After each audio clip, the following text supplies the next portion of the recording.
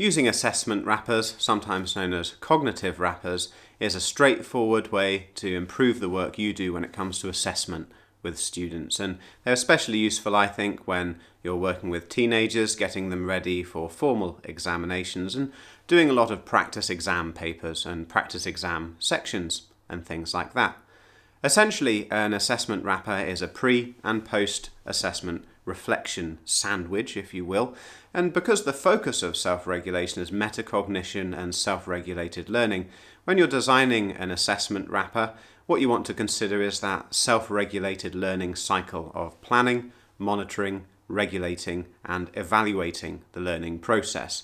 So you're helping students to think about how they have prepared for a particular assessment, their readiness for that assessment, whether it's in terms of knowledge or their emotional, physiological or cognitive readiness for it, and afterwards focusing on that regulation and evaluating aspect of the self-regulated learning cycle. You want students to be thinking about the strengths and weaknesses of their work, how they can improve it, and what targets they might want to keep in mind next time. A few things about how to use assessment wrappers. Ideally, they should be used systematically and regularly. In fact, I would suggest using assessment wrappers every single time you do a practice exam session. And I would also say that it's a great idea to role model the use of assessment wrappers before students start engaging with them, and every now and again repeat that role modeling process. I think it's also great to explicitly teach and explain to students why exactly they are completing an assessment wrapper.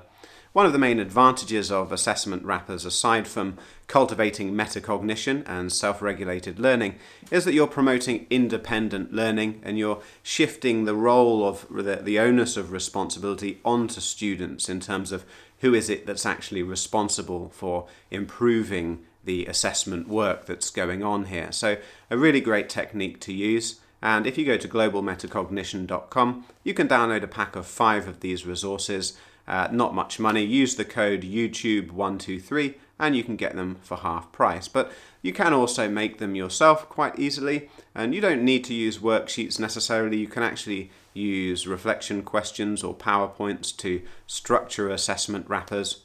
If you use the code YouTube123 though, you can get them for next to nothing at globalmetacognition.com, and you've seen on the screen that they're nice, pretty designs made for you, and it'll save you a lot of time if you do decide to use those ones.